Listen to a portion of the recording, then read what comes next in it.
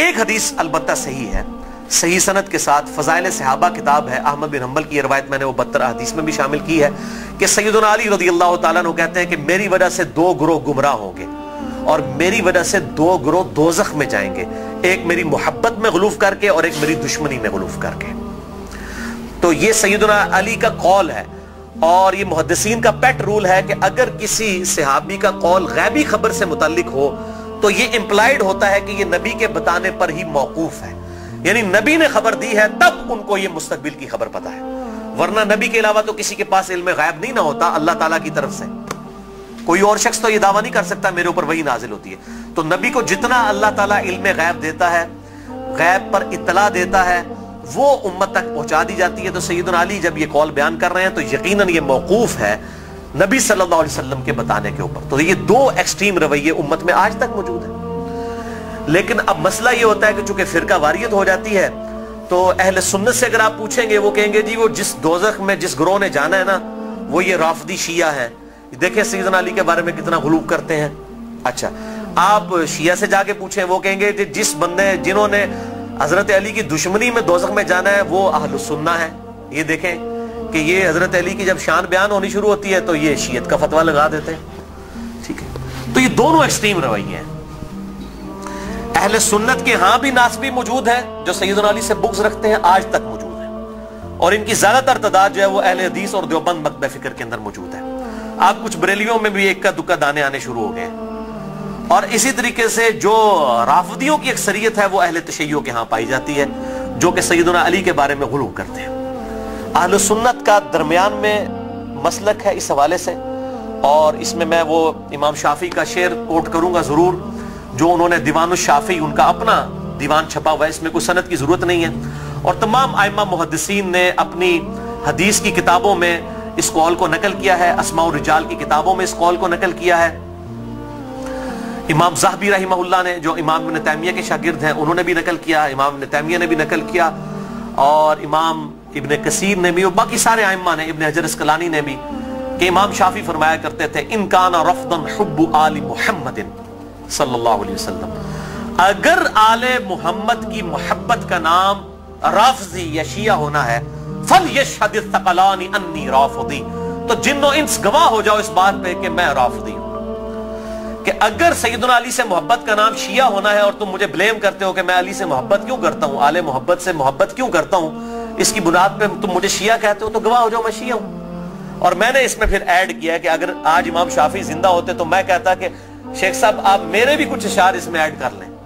آپ نے تو کہا نا کہ اگر اہل بیت کی محبت کا نام رافضی یا شیعہ ہونا ہے تو میں ہوں رافضی، تو میں یہ کہتا ہوں کہ اگر نبی صلی اللہ علیہ وسلم کی محبت کا نام اگر وہ غلوف کے درجے میں نہ ہو، بریلوی ہونا ہے تو میں بریلوی ہوں۔ اگر صحابہ کرام سے عقیدت کا نام اگر غلوف کے درجے میں نہ ہو، یہ شرط ہے، ادھر بھی معصومیت نہ کلیم کر دی جائے دیوبند کی طرح، اگر اس کا نام دیوبندی ہونا ہے تو میں دیوبندی ہوں۔ اور اگر کتاب و سنت کے منہج کو اور اجماع کو حجت مانتے ہوئے فائنل اتھارٹی ماننا اور اس کے مقابلے پر کسی کی بات کو حجت نہ سمجھنا اہل حدیث ہونا ہے تو میں اہل حدیث ہوں۔ تو یہ صرف ایک سمجھانے کے لیے ایک جملوں کے طور پر ہے، باقی الحمدللہ ہم مسلمان ہیں اور ہمیں اسی پر فخر محسوس کرنا چاہیے۔ اللہ تعالیٰ نے ہمیں مسلم پیدا فرمایا ہے، وَسَمَّاكُمُ الْمُسْلِمِينَ، اس نے نام بھی ہمارا مسلمان رکھا ہے، ہمیں اسی پہ فخر محسوس کرنا چاہیے۔ باقی جو یہ فکر کی بات ہوتی ہے، اگر اصحاب الحدیث یا اہل السنہ کی فکر محدثین نے استعمال کی تو یہ فکر کے طور پر تھا، کبھی یہ مسجدوں کے باہر اس طریقے سے تفریق نہیں کی جاتی تھی جس طرح آج کل ہو چکی ہے، اور آج کل بھی ہر جگہ نہیں ہے، پورے سعودیہ میں اس طرح کی تفریق نہیں ہے کہ مسجد کے باہر آپ کو اس طرح کی چیزیں ملیں، یا ملیشیا کے اندر جن ملکوں کے اندر تھوڑی ہوش آئی ہے تو ان چیزوں سے چیزیں پاک ہیں۔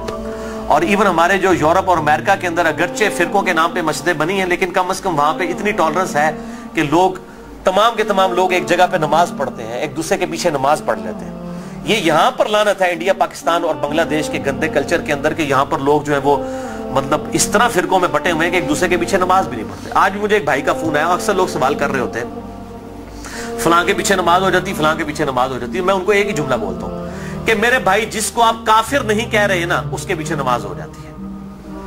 آپ نے اگر یہ اناؤنسمنٹ کرنی ہے کہ اس کے پیچھے نماز نہیں ہوتی تو اس کو پہلے کافر ڈکلیئر کریں گے۔ اگر آپ میں یہ جرت نہیں ہے نا، آپ مسلمانوں سے سمجھ رہے ہیں نا، अहलुल बिदा समझ रहे हैं, कलमा को मुशरिक समझ रहे हैं, कुछ भी समझ रहे हैं, काफिर कहने की आपको जरूरत नहीं है ना, तो समझ ले कि वो मुसलमान है। अब वो मुसलमान है, वो अहले बिदत में से भी हो सकता है, कलमा को मुशरिक भी हो सकता है, ठीक है, कुछ भी हो सकता है, जब तक वो काफिर नहीं है उसके पीछे नमाज दुरुस्त है। ये है बिल्कुल मोटा सा फार्मूला। और अगर आप समझते हैं कि इस तरीके से लोगों को इस्लाम से बाहर निकालना है, तो मेरे भाई फिर ठीक है, आप सऊदीया वालों को भी एप्लीकेशन दें कि अहले हदीस एप्लीकेशन दे दें कि जी बरेलवी मुशरिक हैं, जो बंदी भी चूंकि तकलीद करते हैं वो भी मुशरिक हैं, शिया भी मुशरिक हैं, लिहाजा जो है चूंकि हरम के अंदर जो है वो मुशरिकीन का दाखिला ममनू है, लिहाजा सिवाय अहले हदीस के किसी को हज करने की इजाजत ना दी जाए। एप्लीकेशन दें, और अगर वो आपकी एप्लीकेशन कबूल ना करें तो फिर आप वही फतवा लगाएं कि अगर वो नहीं कबूल कर रहे तो वो भी मुशरिक, जो हरम में आने दे रहा है मुशरिक को वो भी मुशरिक, और इमाम काबा जो उनकी लीडरशिप कर रहा है और इसके खिलाफ बोल नहीं रहा वो भी मुशरिक। फिर तो भाई मेरे फार्मूले आप लगाने शुरू कर दें। असल में सबको ये बात पता है, ये तकरीरों में जोश में आके किताबों में इस तरीके से जोश में चीजें लिख देते हैं, पता इनको भी है कि इस्लाम से नहीं निकाला जा सकता। जिनको इस्लाम से निकालना था ना, उम्मत ने इत्तेफाक करके उनको इस्लाम से निकाल दिया है, वो है कादियानी। उनके बारे में सब ने इत्तेफाक किया हुआ है। अगर कोई कादियानियों के अलावा किसी मुसलमान के फिरके को जो इंडिया पाकिस्तान बांग्लादेश में पाया जाता है काफिर समझता है, तो भाई एप्लीकेशन पुट करे, आप देखें जरा फिर के साथ होती क्या है। अहले हदीस के खिलाफ पुट करेंगे ना, वो सारों के बाबों का चट्टा बट्टा खोल देंगे। आप बरेलवियों के खिलाफ पुट करेंगे, बरेलवी अहले हदीस देवबंद शिया के बाबों का चट्टा बट्टा खोल देंगे। शिया के खिलाफ पुट करेंगे ना, वो इनके सारे बाबों को नंगा कर देंगे। देवबंदियों के खिलाफ बात करेंगे, वो इनके बाबों को नंगा कर देंगे। क्यों? कि सबके पास थोक के हिसाब से एक दूसरे के खिलाफ गुमराह कुन नजरियात जो है ना किताबों के अंदर मौजूद है। ठीक है, ये इतना सीधा मामला नहीं है, इसको जिस तरीके से समझा जाता है।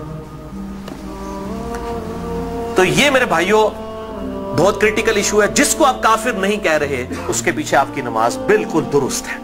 या जुर्रत करें काफिर कहने की, फिर अगली बात करें। अगर आप ये जुर्रत नहीं कर रहे तो यकीनन आप मुसलमान समझ रहे हैं, एक दूसरे के पीछे नमाजें भी पढ़ते हैं, पढ़ें, एक दूसरे के साथ निकाह भी करें, एक दूसरे के साथ मामलात भी करें, इल्मी तरीके से एक दूसरे के साथ मामलात को आगे लेके चलें।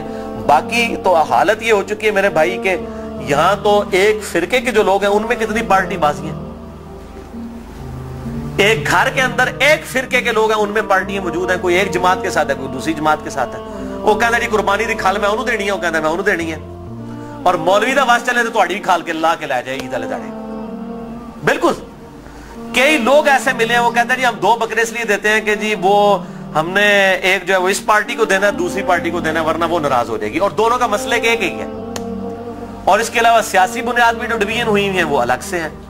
तो डिवीजन तो बहुत ज्यादा है। और फिर कहते हैं जी वो हम आपस में एक दूसरे को गुमराह तो नहीं समझते, गुमराह नहीं समझते। तो मेरे भाई एक दूसरे का इस लेवल तक आप रद्द करते हैं कि मस्जिद छीन लेते हैं एक दूसरे से। अगर गुमराह समझ रहे तो तभी मस्जिद छीनते हैं ना। मस्जिद क्यों छीनी जाती है कि मेरे वाले करें?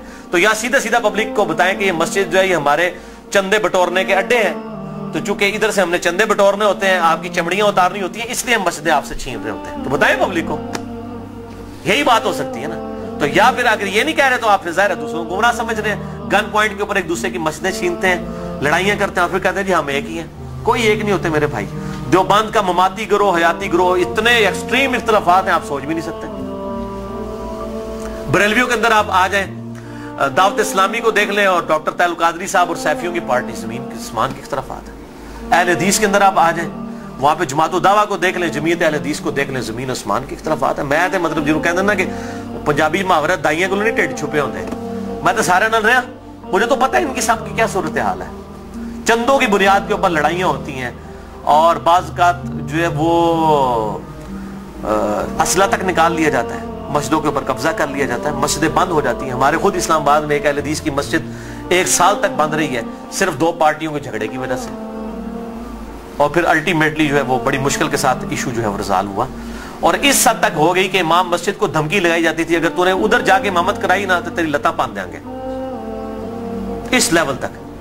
और उस मस्जिद के दाएं तरफ एक पार्टी ने खैमा लगाया, बाईं तरफ एक पार्टी ने खैमा लगाया, दोनों जो है वो नमाजें पढ़ा रहे हैं और दोनों ने अब स्पीकर लगाए हुए हैं और एक दूसरे की तरफ रुख किए हुए हैं, नमाजी अंदर 4-5 ने। ये हालत है मौलवियों की। तो मैं ये समझता हूं कि इस्लाम के खिलाफ सबसे बड़ी साजिश जो है ना ये उलमा है। और ये बात मेरी बुरी ना मानिएगा, सूरह अल-अराफ के अंदर अल्लाह ताला ने आयत नंबर 175 ऑनवर्ड अगर आप पढ़ना शुरू करेंगे तो अल्लाह तबारक व तआला ने उलमाए सू की मिसाल जो है कुत्ते की सी दी है। अल्लाह ताला फरमाता है, ये जो उलमा, बलआम बिन बाऊरा एक बहुत बड़ा आलिम था यहूदी, उसकी मिसाल अल्लाह ताला ने दी है कि इसकी मिसाल कुत्ते की सी है कि इसको कोई चीज मिलती है तब भी ये जुबान हाँफता रहता है, ना मिले तब भी हाँफता रहता है, कि वो लालची है ना। यानी कुत्ते का काम ही है कि वो लालच में जुबान बाहर निकाल के रखे, चाहे पेट भरा हुआ हो या ना हो। उलमा की मिसाल अल्लाह ताला ने कुत्ते की दी है कुरान हकीम के अंदर। आप अंदाजा करें कितनी सख्त मिसाल है। हम भी ये बात करते हैं, पंजाबी जी का मुहावरा है, कुत्ती चोराना रली है, सुने हैं ना। यानी चोर से बचाने के लिए, घर की हिफाजत के लिए कुत्ता रखा जाता है। जब कुत्ता ही चोरों को बताना शुरू कर दे कि फलां कीमती माल फलां जगह पे इसको लूट लो, तो इसको पंजाबी में कहा जाता है कुत्ती चोराना रल गई है। यानी कुत्ता जो है वो उल्टा चोरों के साथ मिल गया है। हमारे उलमा की भी मिसाल यही है, वो उलमा जो अपनी पब्लिक को ये कह रहे हैं कुरान और सुन्नत ट्रैक ना पढ़ना, गुमराह हो जाओगे। तो ये इससे बड़ी क्या दुश्मनी है? हम गैर मुस्लिम को कैसे कुरान पेश करेंगे अगर हम अपने मुसलमान भाई को ये कह रहे हैं कुरान डायरेक्ट ना पढ़ना, गुमराह हो जाओगे? क्यों कह रहे होते हैं? क्योंकि उनको पता है कुरान में वो कुछ लिखा है जो हमारे कीदों, हमारे बाबों के कीदों के खिलाफ है। अगर ये बात करेंगे तो गुमराह ही होगा ना। तो ये जो पट्टी पढ़ा रहे हैं, मुझे पता है इससे बड़े इस्लाम के दुश्मन कौन है। अब आप इनकी पगड़ियों से, दाढ़ियों से, तस्बीहों से, इनकी शक्लों से धोखा ना खाएं। इस्लाम के बहुत बड़े दुश्मन हैं ये लोग। अल्लाह ताला इनके शर से महफूज फरमाए। तो बात कहां से कहां निकल गई। अल्लाह ताला फरमाता है हमने माँ बाप, इनको माँ और बेटे दोनों को जहान वालों के लिए बहुत बड़ी निशानी बनाया था। इन्ना हादिही उम्मतुकुम उम्मतुम वाहिदा, ऐ नबियों के मानने वालों, ये सब की सब उम्मतें, तमाम नबियों के पैरोकार और अंबिया की तालीमात एक ही थी। व अना रब्बुकुम फअबुदून, और मैं तुम्हारा रब हूं, बस मेरी ही इबादत करो। यानी ईसा, मूसा, इब्राहिम, नूह अलैहिमुस्सलाम और मोहम्मद रसूलुल्लाह सल्लल्लाहु अलैहि वसल्लम, ये एक ही दरख्त की शाखें हैं, एक ही दरख्त के फल हैं। ये कोई डिफरेंट तालीमात नहीं है, बुनियादी अकायद सेम है। हाँ, वक्त के साथ साथ अल्लाह ताला ने शरीयत के अंदर कुछ तब्दीली की, लेकिन बुनियादी अकीदा तौहीद सब का सब एक, और वही अल्लाह ताला ने बात कर दी, व अना रब्बुकुम, और मैं हूं तुम्हारा रब, फअबुदून, बस मेरी इबादत करो। व तक़त्तअू अम्रहुम बैनहुम, मगर लोगों ने पारा पारा कर दिया आपस में दीन को। कुल्लुन इलैना राजिऊन, सब के सब को लौट कर हमारे पास आना है। अल्लाह ताला कहता है हमने एक दीन दिया था लेकिन लोगों ने फिरके बना लिए। एक तो ये अंबिया के नाम पर ये तकसीमें हुई, और बाद में फिर नबियों के मानने वालों में भी बुजुर्गों के नाम पे तकसीमें हो गई। यानी आज ईसाई, यहूदी और मुस्लिम्स नबियों के नाम के ऊपर अपने आप को डिवाइड किया हुआ है ना। हालांकि तालीमात एक है, और हम क्यों अपने आप को बेहतर समझते हैं? हम किसी नबी का डिनाई नहीं करते। ला नुफर्रिकु बैना अहदिम मिन रुसुली, हम ईमान लाने में किसी नबी में फर्क नहीं करते। लेकिन यहूदियों को देखें, हजरत ईसा का इनकार करते हैं, मोहम्मद रसूलुल्लाह का इनकार करते हैं सल्लल्लाहु अलैहि वसल्लम। ईसाइयों को देखें, हजरत मूसा को भी मान रहे हैं, हजरत ईसा को भी मान रहे हैं, हमारे नबी का इनकार कर रहे हैं। तो उन्होंने अपनी पगडंडी अलग कर ली है।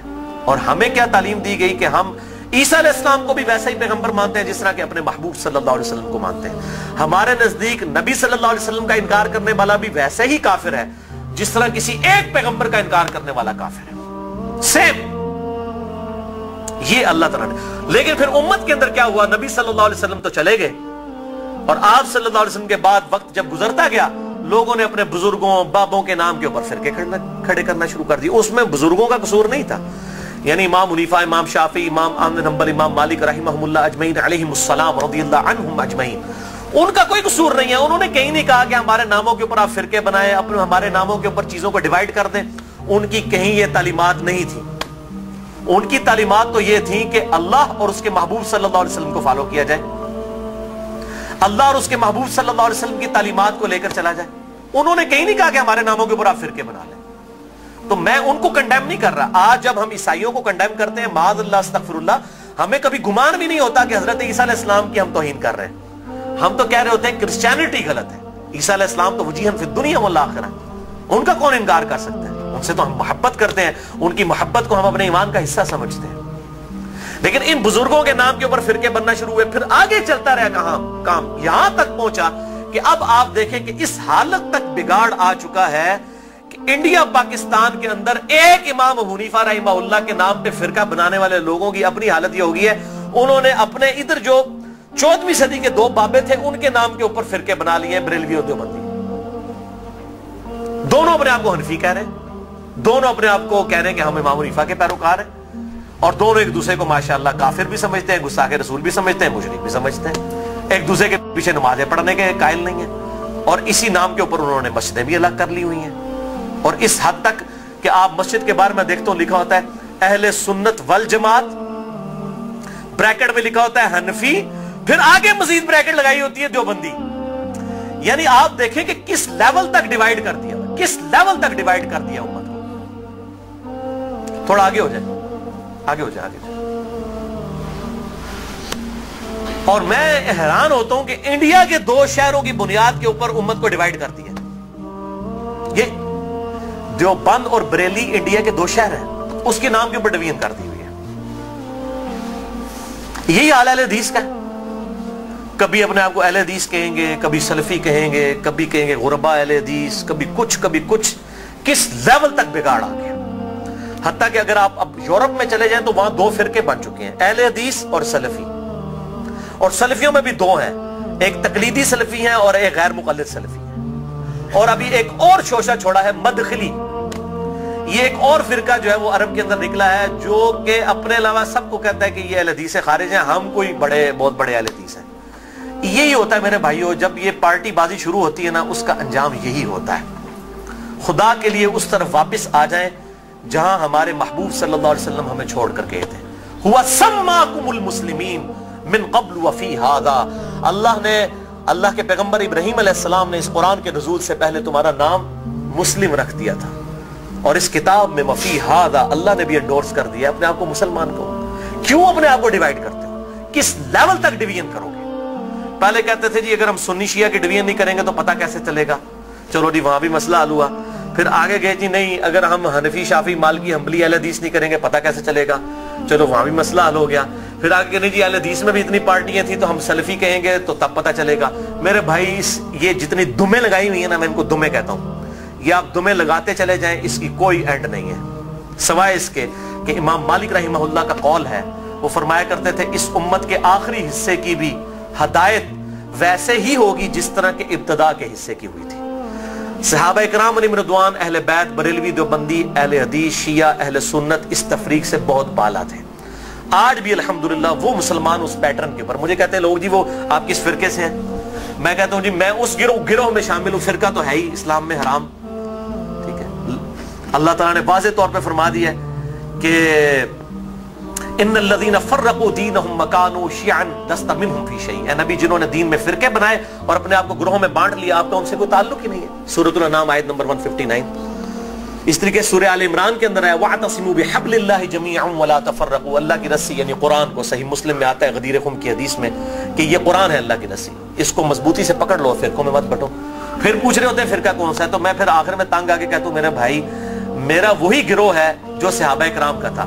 اگر صحابہ بریلوی تھے تو میں بریلوی ہوں، اگر صحابہ دیوبندی تھے تو میں دیوبندی ہوں، اگر صحابہ اہل حدیث تھے تو میں اہل حدیث ہوں، اگر وہ شیعہ تھے تو میں شیعہ ہوں. وہ کہتے ہیں نہیں جی صحابہ تے مسلمان ہی سن، لیکن ہون لوڑ پیندی ہے. تو میں کہتا ہوں میرے بھائی آج ضرورت کس طرح پڑ رہی ہے؟ اگر آج ضرورت پڑ رہی ہے تو نبی صلی اللہ علیہ وسلم کا کام تھا یہ امت کو بتا کے جاتے کہ میرے بعد یہ ہوگا تو جو اس فرقے کا نام ہوگا وہ صحیح ہوگا. بتائیں، صرف ایک بات آپ نے فرمائی، الجماعہ کو پکڑ لینا، امت کی مین سٹریم کو. اور میں آپ کو بتاؤں امت کی مین سٹریم جو ہے نا، عام مسلمان، وہ فرقہ واریت سے بالکل لا تعلق ہو چکا ہے. اور خصوصاً ابھی جو نیو مسلم ہے وہ اپنے آپ کو مسلمان محسوس کرنے میں ہی فخر محسوس کرتے ہیں الحمدللہ. تو اللہ تعالیٰ ہمیں توحید پر بھی کاربند رکھے اور توہین رسالت سے بھی بچائے. نبی صلی اللہ علیہ وسلم کی سچی عقیدت نصیب فرمائے. اپنی موت سے پہلے اپنی قبر و آخرت کی تیاری کرنے کی توفیق عطا فرمائے. سبحانک اللہم و بحمدک اشہد ان لا الہ الا انت استغفرک و اتوب الیک وما علینا الا البلاغ المبین.